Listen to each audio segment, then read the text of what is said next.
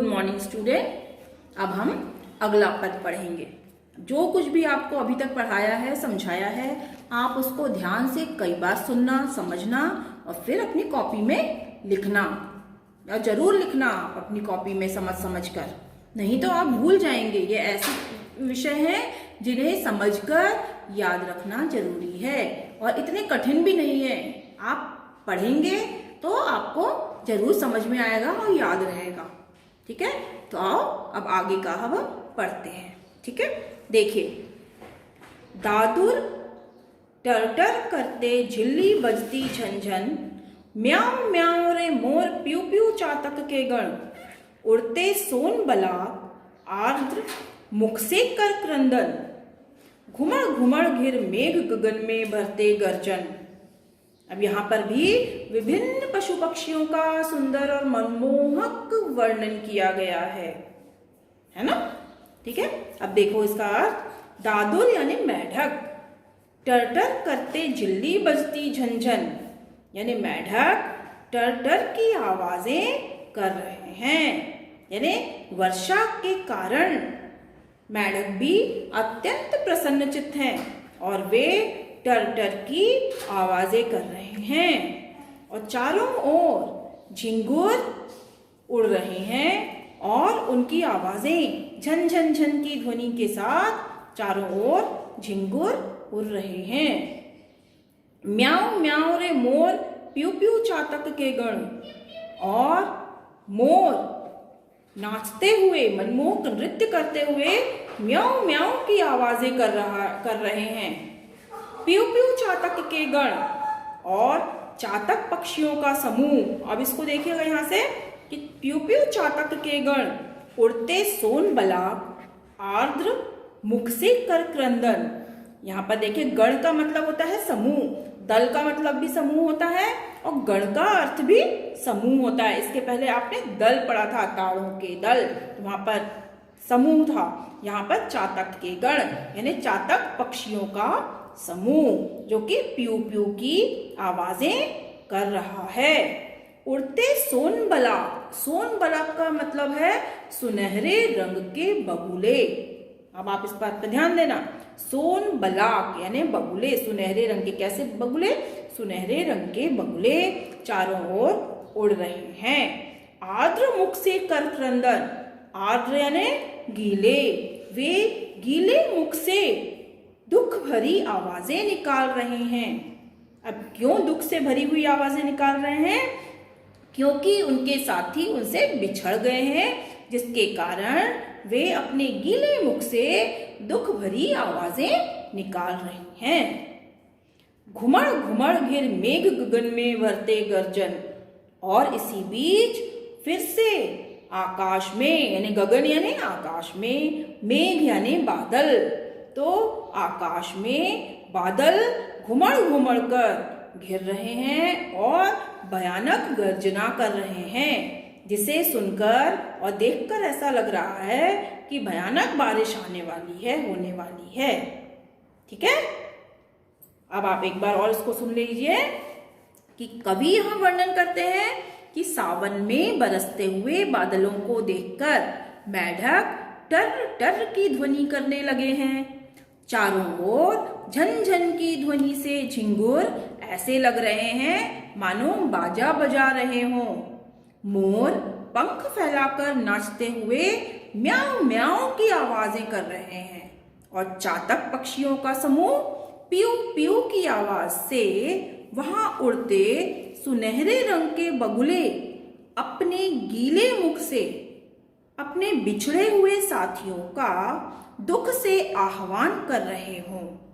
ठीक है, क्योंकि वर्षा के कारण उनके साथी उनसे बिछुड़ गए हैं और इसी बीच आकाश में घिरे हुए भयानक काले रंग के बादल उमड़ घुमड़ रहे हैं, और अर्थात इन्हें देखकर कैसा लग रहा है? ऐसा कि अभी फिर से भयानक बारिश होगी या लगातार गिरती ही बारिश होती ही रहेगी। ये इसका विशेष देखिए, फर्स्ट पॉइंट यहाँ पर है, वर्षा के कारण प्रसन्नचित्त होने वाले मेढक का वर्णन है और चारों ओर उड़ने वाली झिंगुरों की आवाज का वर्णन है। मोर जो प्रसन्नचित्त मुद्रा में नाच रहा है और आवाजें कर रहा है। चातक पक्षियों के समूह का वर्णन किया गया है। सोनबला अर्थात सुनहरे रंग के बगुले जो वहां चारों ओर उड़ रहे हैं, इन सभी पक्षी और जीवों का वर्णन किया गया है। और यह कुछ तो इसमें से प्रसन्न होकर गा रहे हैं और कुछ अपने साथियों के बिछुड़ जाने के कारण दुख से चिल्ला रहे हैं। ठीक है, तो आप इसको किस तरीके से लिखेंगे आप सुन लीजिए कि मेढक और झिंगुरों की आवाजों का वर्णन है। मोर के मनमोहक नृत्य के साथ आवाज का वर्णन है। फिर चातक और सुनहरे रंग के बगुलों का दुख भरी वाणी का चित्रण किया गया है। अब अगला पॉइंट आता है भाषा शैली का वर्णन। ठीक है, तो ये कैसे लिखेंगे इसमें कि परिनिष्ठित हिंदी भाषा शैली का वर्णन किया गया है। अब आते हैं काव्य सौंदर्य पे। अब इसके बाद जो सारे तत्व आएंगे वो काव्य सौंदर्य को प्रदर्शित करते हैं या संकेत करते हैं या समझाते हैं। तो देखिए, अलंकार पहला है अनुप्रास अलंकार का प्रयोग। फिर इसमें है छेकानुप्रास अलंकार का प्रयोग, मानवीकरण अलंकार का प्रयोग, चित्रात्मक भाषा शैली का वर्णन, ध्वन्यात्मक शब्दों का प्रयोग किया गया है। ठीक है, अब इनको समझने के संकेत पहले भी मैंने बताए हैं, फिर से आप इसको समझ लीजिए। आपको ये लिखने वाली लाइनें मैंने पहले बता दी, आप इसको समझ लीजिए। जैसे टर टर, झन झन, म्याऊ म्याऊ, प्यू प्यू, घुमड़ घुमड़, इन शब्दों से पुनरुक्ति प्रकाश अलंकार का बोध होता है। यह पंक्ति आपको लिखनी है जिससे आपको याद रहे कि पुनरुक्ति प्रकाश अलंकार क्या होता है ना। इसी में अनुप्रास अलंकार भी है क्योंकि ये शब्द एक ही वर्ण से बने हुए हैं। इसके अलावा अनुप्रास अलंकार की पहचान और भी है। आपको एक बार बता देती हूं मैं कि आपकी पुस्तक में कहां कहां पर अनुप्रास अलंकार है। आप देख लीजिएगा इसमें कि एक ही शब्द से बने हुए कौन कौन से शब्द आते हैं। यानी शब्द अलग भी हो सकते हैं। पहला वर्ण, शब्द का पहला वर्ण एक सा होना चाहिए, भले ही वो शब्द अलग हो, लेकिन शब्द का जो पहला अक्षर है वह एक समान अगर होता है तो वहां पर अनुप्रास अलंकार होता है ना। आप इस चीज को याद रखना, अपनी बुक में ढूंढना, अपने इसमें अनुच्छेद में ढूंढना, पद में आपको मिल जाएगा। उन शब्दों को अनुप्रास अलंकार लिखकर उसके उदाहरण के रूप में आप उन शब्दों को नोट कर लीजिएगा। अब हम इसके बाद अगला पद पढ़ेंगे। घुमड़ घुमड़ घिर मेघ गगन में भरते गर्जन। इस यहां तक का तो आपने पहले पढ़ लिया था। अब आगे का देखिए।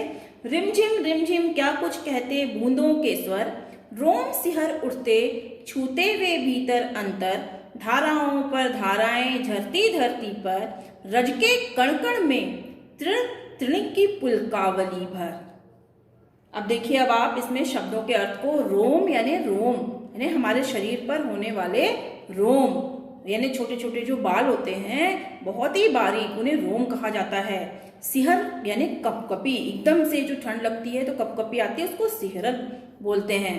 और अंतर यानी हृदय, अंदर हृदय तक, ठीक है। और रज यानी धूल, तृण तृण तिनका तिनका, पुलकावली यानी प्रसन्नता से भर जाने वाला। अब इसका अर्थ देख लीजिए कि कवि यहां वर्णन करते हैं कि रिमझिम की ध्वनि के साथ गिरने वाली वर्षा की बूंदों के स्वर को सुनकर ऐसा प्रतीत हो रहा है मानो वे कुछ कह रही हो। अगली लाइन देखिए। वर्षा की बूंदों के स्पर्श से जीवों के शरीर के रोम रोम में हृदय के अंदर तक सिहरन उत्पन्न होने लगती है। ये 2 लाइनों का अर्थ हो गया बेटा।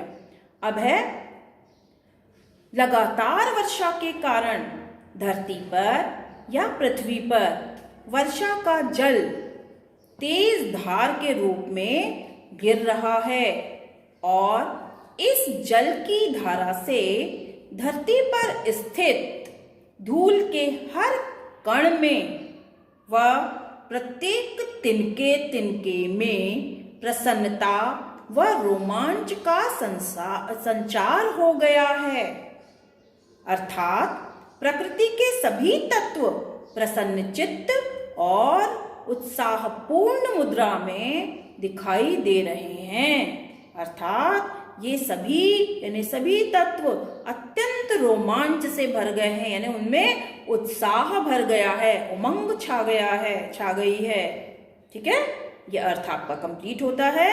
अब आप इसका विशेष देखिए। फर्स्ट पॉइंट इसका होगा, कवि ने यहाँ पर वर्षा की बूंदों को और वर्षा की धारा को स्वर के साथ गिरते हुए बताया है। नेक्स्ट पॉइंट है कि प्रकृति का रोम रोम और हर एक तिनका उत्साह से भर गया है। नेक्स्ट पॉइंट है प्रकृति के सौंदर्य का मनमोहक और सुंदर चित्रण किया गया है। नेक्स्ट पॉइंट है इसमें भाषा शैली। अब है यहाँ पर परिनिष्ठित हिंदी भाषा शैली का प्रयोग किया गया है, शांत रस का प्रयोग किया गया है। अब आते हैं काव्य सौंदर्य अर्थात अलंकारों पर। अब इसमें अलंकार कौन से हैं? पहला अनुप्रास अलंकार है, इसके बाद है पुनरुक्ति प्रकाश अलंकार का प्रयोग किया गया है और प्रकृति का मानवीकरण किया गया है, इसलिए इसको कहेंगे मानवीकरण अलंकार का प्रयोग। ध्वन्यात्मक शब्दों के कारण ध्वन्यात्मक भाषा शैली का प्रयोग किया गया है। ये यहाँ पर पद पूर्ण होता है। ठीक है, अब इसमें एक पॉइंट और मैं आपको बता देती हूँ कि यहाँ पर कवि ने धूल, रज का अर्थ होता है धूल, तो धूल के कण कण और तृण यानी तिनका, तो तिनके तिनके को उत्साह से परिपूर्ण बताया है। ठीक है, ये पद आपका कंप्लीट होता है। अब हम पढ़ेंगे अगला पद। अगली वीडियो में अगला पद पढ़ेंगे। ठीक है, धन्यवाद।